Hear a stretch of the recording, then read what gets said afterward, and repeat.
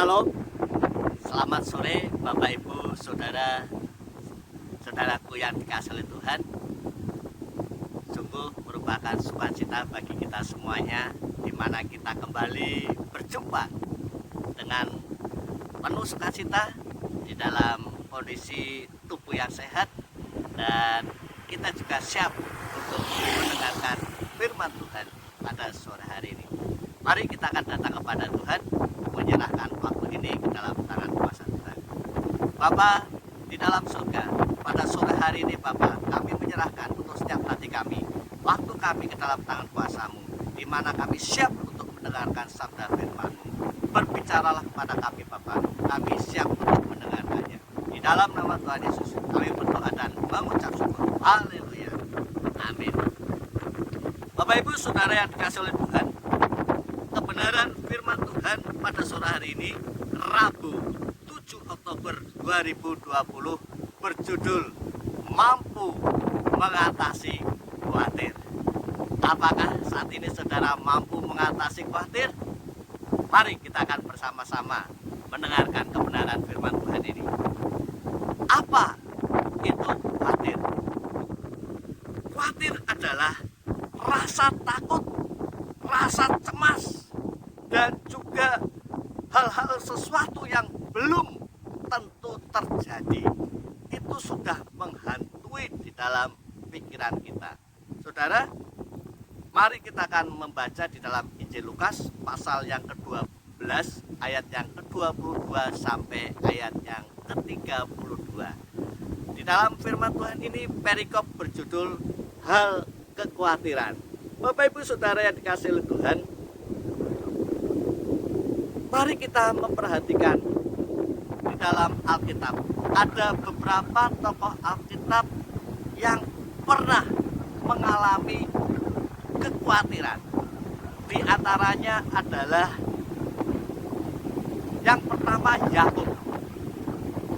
Yakub, dia pernah merasa takut saat dimana dia menipu ayahnya untuk mendapatkan hak kesulungannya. Kemudian yang kedua, dia adalah Elia. Elia, saudara, pernah mengalami takut saat dia bisa mengalahkan nabi-nabi Baal. Ketika saat itu Elia mengalahkan nabi-nabi Baal, lalu Ratu Isabel mengancam Elia untuk membunuhnya. Saat itu Elia melarikan diri. Kemudian yang ketiga adalah Yeremia. Saat dimana Allah memanggil Yeremia untuk menjadi nabi bagi bangsa-bangsa. Saat itu Yeremia merasa cemas, merasa takut, dan Yeremia berkata, Tuhan, aku tidak mampu berbicara. Tetapi saudara, dalam hal ini kalau kita perhatikan dari ketiga tokoh Alkitab ini, pada akhirnya mereka, kekhawatiran mereka tidak menguasai hidupnya, dan mereka tetap menjalani apa yang menjadi kehendak Tuhan. Dan juga kita perhatikan tokoh yang terakhir ini, yaitu Yesus Kristus. Saat dimana Yesus menghadapi kematian, dia sudah bisa membayangkan bagaimana Yesus akan dianiaya, akan mengalami penganiayaan. Di situ Yesus merasa takut, tetapi ketakutan, kekhawatiran Yesus tidak menguasai hidupnya. Disitulah Yesus akhirnya tunduk dan taat kepada kehendak Bapa. Bapak Ibu Saudara yang dikasihi oleh Tuhan, ketika kita mempelajari keempat tokoh Alkitab ini, maka saudara, kita akan menemukan bagaimana supaya kehidupan saya dan saudara mampu mengatasi kekhawatiran. Melalui kebenaran firman Tuhan ini, saya dan saudara akan mendapatkan resep bagaimana saya dan saudara mampu mengatasi khawatir. Yang pertama adalah kita harus memiliki kepercayaan yang benar akan Allah. Ini sangat penting.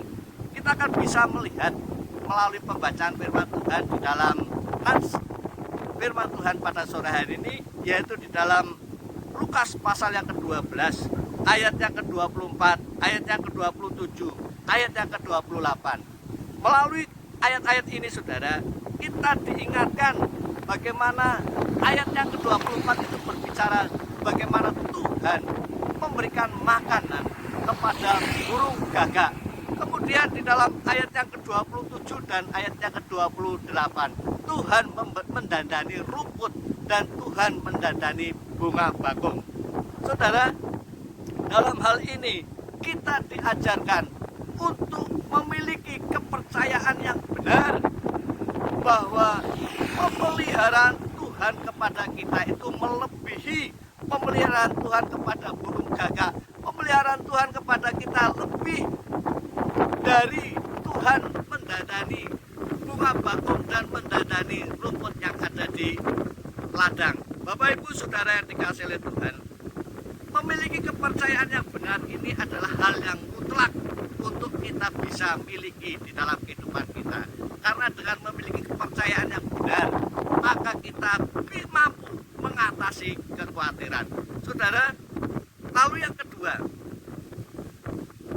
adalah kita harus bisa melihat bahwa kekhawatiran itu tidak menyelesaikan masalah, tidak menyelesaikan persoalan.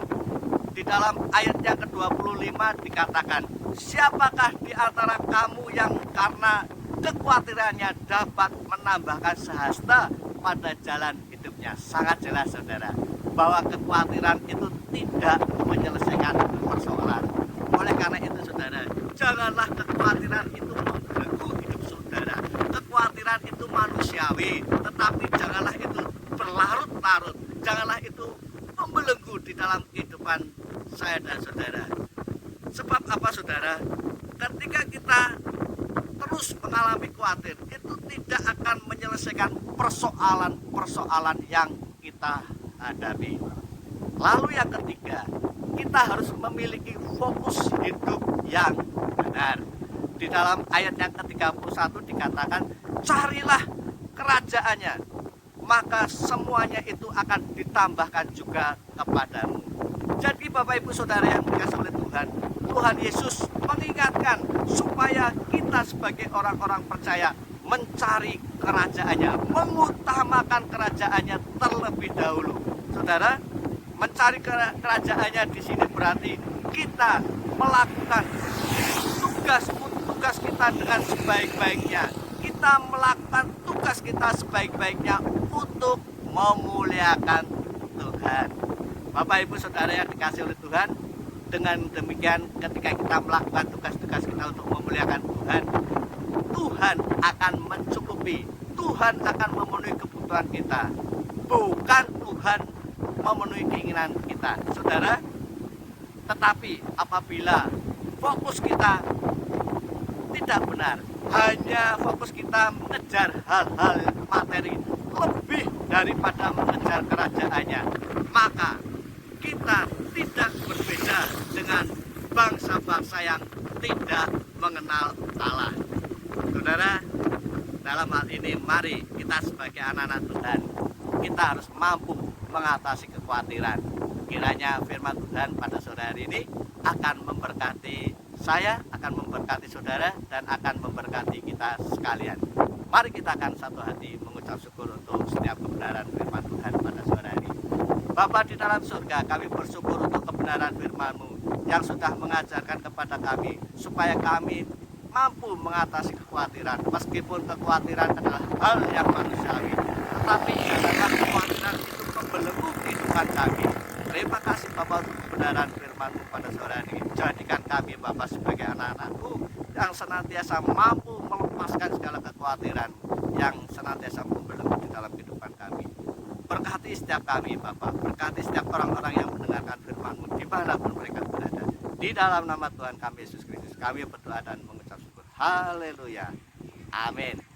Tuhan memberkati kita semuanya.